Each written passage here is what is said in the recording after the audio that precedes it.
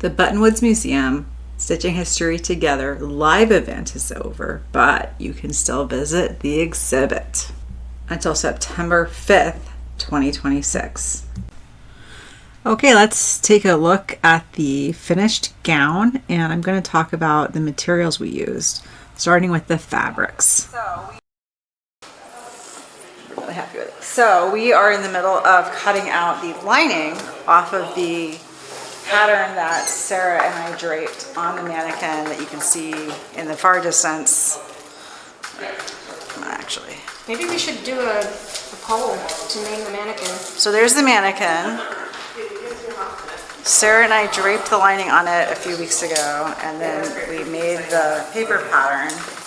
And now we are, Naomi and Sarah are cutting out the lining out of this beautiful beadled linen from Burnley and Trowbridge. Thank you, B&T, we love you. Yeah, you guys are the best. And then we're going to do the extremely exciting thing, which is cutting the 3 main panels of the gown, which we will film with Hydrama. Here's the fabric, by the way. Yes. This is the fabric we're using for this particular dressmaking demonstration. It is not the replica fabric of the actual weave of the gown itself, but that is coming. There will be replica fabric, promise. Instead, we're using a silk blend from Pure Silks, which we are super excited to work with. It is gorgeous. It has a lovely hand, and it will make a beautiful gown, and we're very excited to use it. I sped this up by 5 times because I didn't want this to go on for 100 minutes. It just took us some time to get the fabric laid out and everything clear, and double check and double check and double check again all of my measurements, and we're right back to regular speed now. So first, I call these primary cuts. This is probably because of my family's butchery background. I like to do a beginning cut before I press it, because otherwise you're just wrestling so much fabric. You know, dragging it on the floor, and it's not good for fabric. But man, that is, look how that gets in the light. Sparkly. Yeah, it's so scrumptious. So it's also a slightly smaller scale than the print, or than the like design in the original gown textile. Where are my bits in the scale? Blue little slips of paper. So pretty. Did they end up over there? Yes. All right. Thank you. Okay, panel 2 is our longest panel. It's going to be 55 inches full length. It includes a 2-inch hem allowance and a 1/2-inch hem allowance for the top. So I'm going to cut it at 57. And that way we've got a little bit of wiggle room in case something goes wrong. May I have another one? Ruler? Ruler. Yes, thank you. Scalpel. Scalpel. Forceps. Forceps. Bobby pen.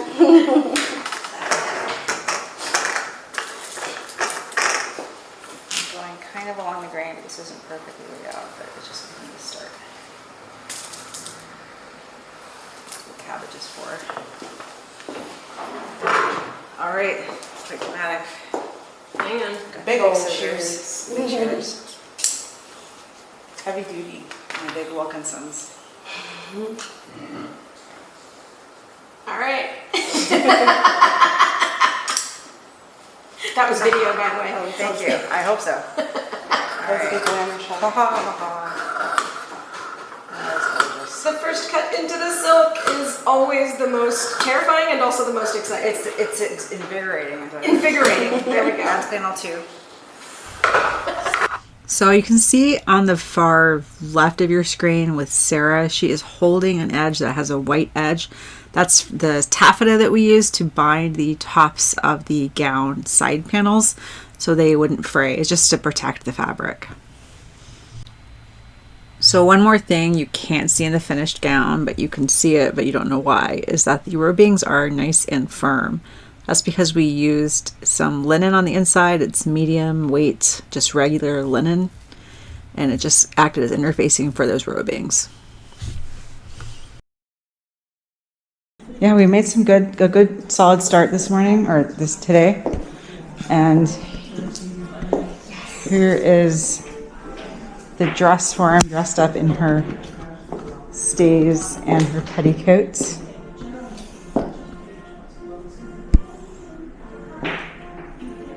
And we are just working along on all the big panels and getting the lining started.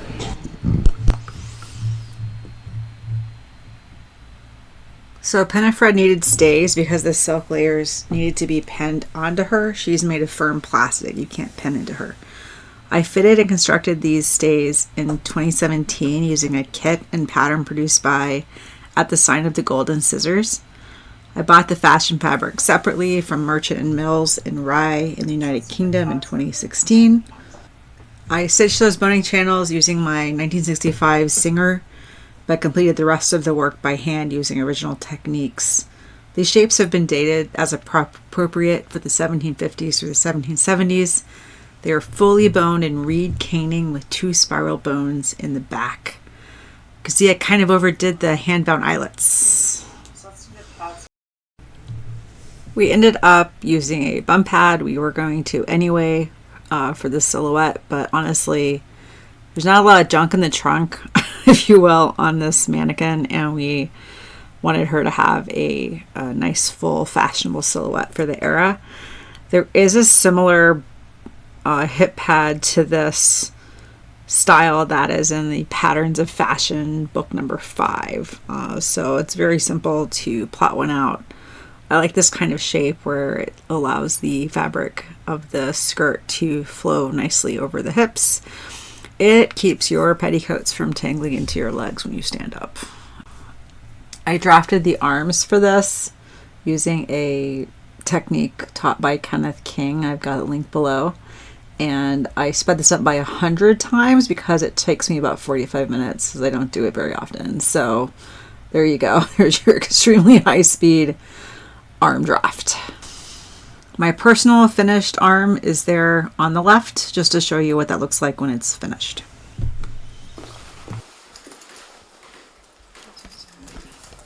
I've got like 3 bodkins you can choose from. Oh wait, everyone please admire my beautiful eyelets. They're all gonna be hidden. That's a day and a half of eyelets right there, guys. 24 to be exact. So I don't know if everyone heard this before. So we did add these lacing element to the lining of the gown. This is something that's done a lot by modern people wearing this style of gown because it makes it easier to get dressed if you don't have a lot of experienced help with your pins. But also our thinking was that it would be easier for the museum to maintain the gown this way. We also have various other bits and bobs throughout the gown that don't really show once it's on, including this beautiful lacing cord and a couple of artificial whalebones.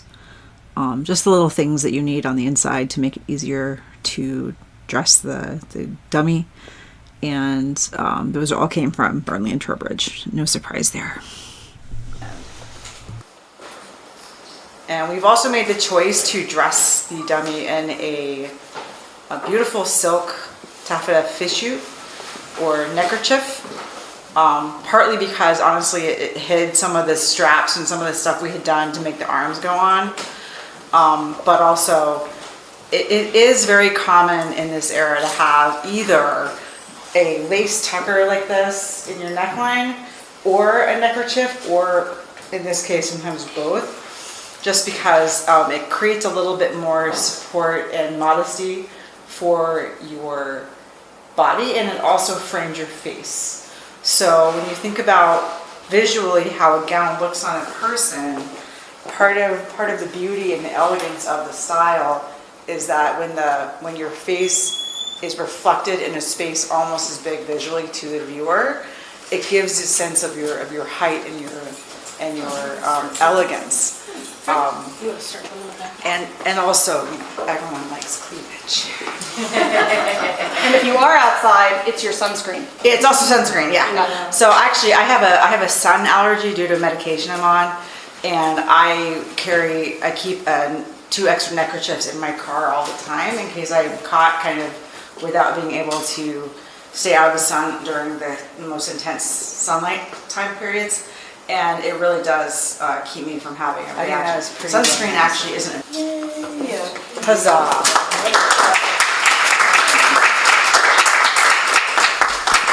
So there is the completed gown. Just beyond that, Got more flashbacks. we have the original that inspired it. And then I think it is time for celebration. And now some quick notes on some of the strange and unusual things that we used to construct this gown. First off, we have these bed risers. We use them to bring some of our tables up to a comfortable cutting height.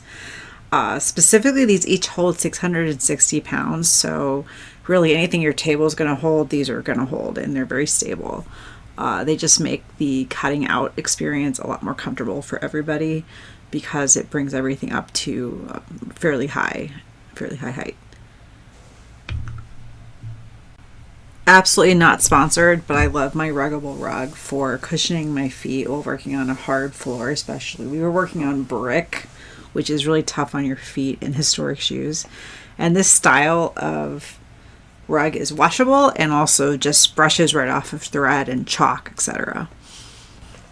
These little collapsible laundry baskets are also amazing for keeping your cabbage and generally keeping fabric and kind of bulky light items together. What is cabbage? Well, cabbage is essentially what we in modern terms call scraps.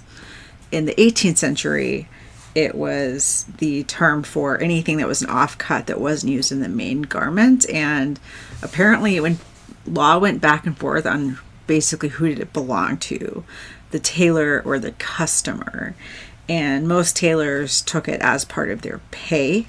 In fact, the Vulgar Tongue by Francis Gross tells us that cabbage is cloth, stuff, or silk purloined by tailors from their employers, which they call their eye. Alluding to the second, they protest that what they have over and above is not more than they could put in their eye. So that's the definition of cabbage. It's supposed to be very, very tiny pieces. In modern terms, cabbage tends to be a little bit more than that. Next, we have my Polaroid high print. It was originally a little bit of a gag gift from my teenager. Turned out to be extremely helpful and useful in creating materials for the public, because it just took such a short time to print something, and it was a reasonable size for people to see it. So when I was doing my gown study, I would print out the best photos immediately and stick them in my notebook, and then the notebook was there for people to have a look at. Finally, we have the non-obvious things for the medicine cabinet. Of course, we had Band-Aids and a little bit of antiseptic, but I also like to have a pill bottle for sharps, so I don't have to put needles and bent pens into the trash. And then I also like to have styptic pencils. They do burn when you use them, but it keeps you from bleeding on your project. Everyone got their own styptic pencil. This is a apothecary at the Lemoyne House in Washington, Pennsylvania, where we learned this. We're not actually demonstrating the draping on the body because we just didn't really have time to. We wanted something we could leave with the museum. Yes. If we draped it on one of us, we can't leave us. Right. Here But also and just stand there forever. Right, but just in the matter of like the time that we have doing the actual draping to the body, doing the shapes onto the mannequin, while being a more authentic demonstration of how the shapes are made, we want the time to be able to cut out the pieces, stitch the pieces, have a finished gown. So this process of placing paper shapes onto your lining is not the authentic method. You would have just gone straight from draping on the mannequin to, that would be your lining, and then you would build the dress around that. So we did that part ahead of time in order to be able to get to the good stuff. So speaking of the good stuff, this kind of project takes more than passion. It takes expertise and years of practice. So how did we get there? We took collectively a lot of classes, and also we built this little network of people, as Sarah explains. That's not everybody can say, yes, I can call 4 people and ask them to do this and have them say yes. That's not something everybody can say, and I am incredibly fortunate that they all agreed to do it, and that they all came and gave of their time and gave of their passion and gave of their skill and their expertise and their love of history and of sharing what they know and sharing what they can do to make this happen. So everybody come here, come here. So I think this was the most important scene that we ended up recording, because ultimately when it came down to it, this was an event about both old and new friends, and the collaboration that comes from an ensemble of people who love something. And as you can see from the way we're dressed, which we all made ourselves, we love this stuff. And I hope that you find something that you love and enjoy just as much as we do, and that you get to go visit this dress before it goes off of display September 5th, 2026. Editing Lisa here to say thanks so much for coming. Like and subscribe. That's it.